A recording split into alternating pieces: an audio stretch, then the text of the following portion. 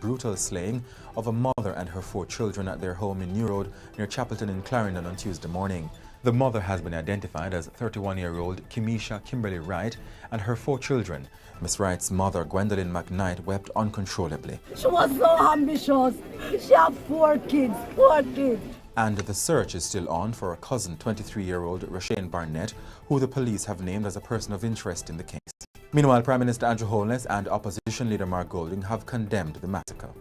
Attorney Vincent Wellesley, who is representing the 16-year-old Tivoli Gardens High male student, says the teacher who was in a brawl with his client should be charged. The police say the student allegedly attacked the teacher after she asked him to leave a classroom on June 6, but the lawyer is insisting that the woman should also be prosecuted for hitting the student.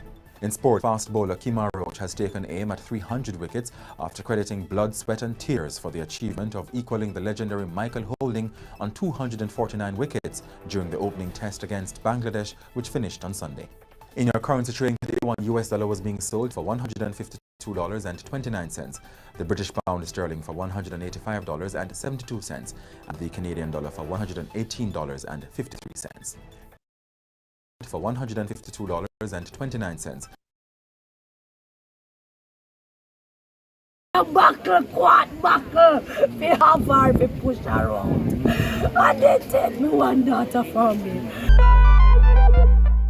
Jamaicans woke up Tuesday to shocking news. 4 children and their mother were found dead at their home in New Road near Chapelton in northern Clarendon. As the silence of the morning gave way to a chatter of bewildered crowd, and questioning took hold from one woman who lost her only daughter and 4 of her grandchildren. From 20 from just a call Trinity to one get me looking for a Trinity. He said I'm going to try the kids them phone there. After I call the kids them, he said, Gwenny, you're not getting nothing from them. I say, alright, Kishin, you know I'm going to go around there. You come round here and just as I'm came up, me hear one of the friends with Arthur Shepherd call me and say, Gwenny, everybody dead in our house. I couldn't believe it.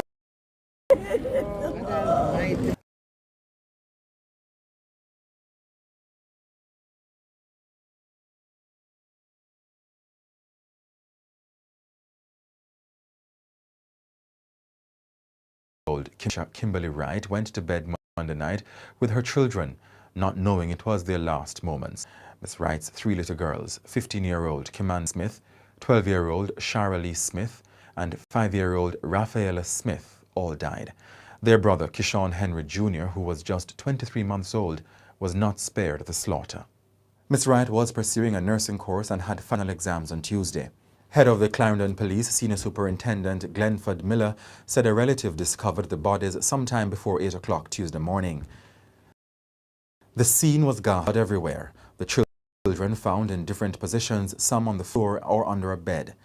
Within hours, Police Commissioner Major General Anderson and Education Minister Favour Williams visited the house. Well, we know that a mother and 4 children were killed in the house across the road. Sometime before 7:50 this morning when the police were alerted. The police responded to that call and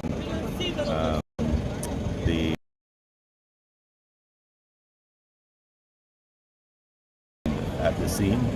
They seem to have been killed with a sharp implement, and we have put out a person of interest. His name is Rashane Barnett, and we believe he can assist us in the investigation. He operates also out of Trelawney and out of Papi in St. Andrew. As you know, it's early days of investigation. We have good leads, though by all indications it seems to be a domestic matter. The person of interest is a relative, can you say? Yes. Prime Minister Andrew Holness said the massacre was an attack on the nation. I'm certain that all Jamaica is grieving. I'm certain that all Jamaica is horrified and upset at this gruesome murder. It is the most gruesome crime that I can recall in recent times. The murder of a young woman and her 4 children. It is heartbreaking, heartrending. This kind of violence cannot be allowed to continue without a response, without action on the part of the government.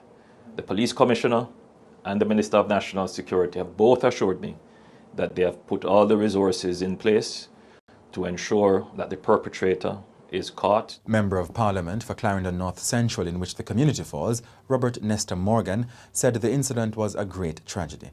Never expected that we would be here today having a discussion about 4 children and their mother in my constituency.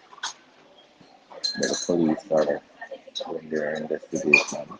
There's no reason to kill women and children. There's no reason to kill anyone at all. But we just have to just keep the faith and be strong and try to comfort those who are grieving at this time.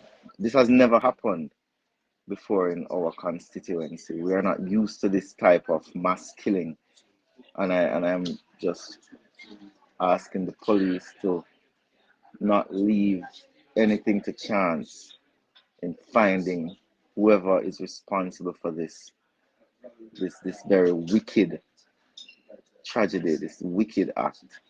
And the House of Representatives observed a minute of silence as somber-looking members deplored the killing and urged intervention.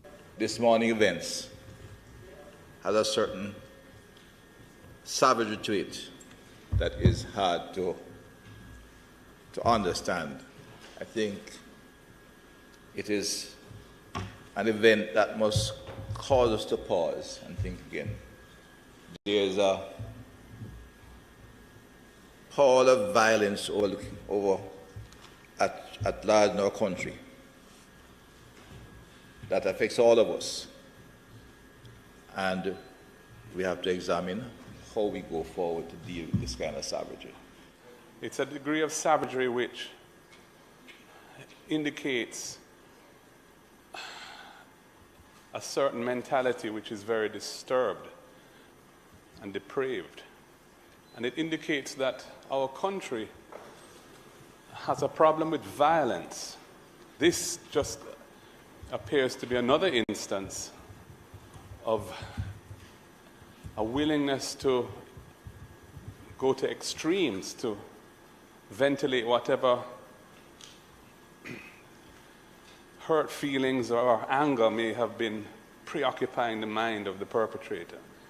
And it speaks to a need for us to have a serious program of anger management and teaching life skills around how to cope with stress and adverse situations and perceived disrespect, the latter being, unfortunately, the cause of much of the violence in the country. When I got there, it was as if the entire community was out.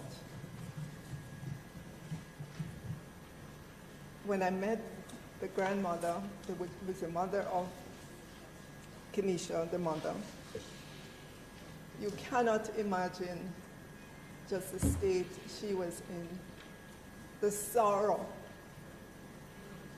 the crying. All I could do was hold her hand. For the 2 or 3 hours I was there, just stand by her side and hold her hands. There seems to be, and more persons are beginning to talk about it and recognize it, that the fact that Jamaica is counted as one of those countries with the highest proportion of femicide means that there are some underlying situations that we have to delve a little deeper into to see what is leading to that. Every time a woman gets murdered, and especially in this kind of a brutal way, or a child, we almost go on our knees and we cry about it. And today, it is not doubled or tripled, but it's 4 times that. And so the weight of all of that is resting on us.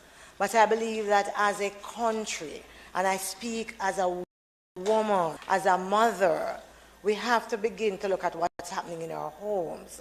And who are these children that we are raising? Where is this hatred, violence, and contempt for life coming from? and what are those programs and projects, actions that we can take to reduce that. Why there are so many sick persons out there? Why so many dog heart, as we would say in the ghetto, dog heart, cold and barbaric individuals? Why? We have to find a way. And it's not about the political divide. It's about, as persons in this parliament who have been elected to serve, to do all we can to find a way to bring back this kind and gent society. No matter where family come from, she's always there. Oh God Almighty. I'm blowing a buckle if you have my daughter. I could have my daughter for me one. Me have to blow in a buckle, quad buckle. If you have her, if you push her out. And they take me one daughter from me. My daughter was so, oh God, she was so ambitious. She was so ambitious. She had 4 kids, 4 kids. 3 of them, the 3 girls. If baby father left her, I'm gonna foreign. I leave her alone with that 3 little daughter. And she work and take care of her 3 pitney them. Meanwhile, as Tuesday drew to an end, 23-year-old Rashane Barnett, who was listed as a person of interest in the case, was confirmed to be in police custody, reportedly a cousin of the deceased family.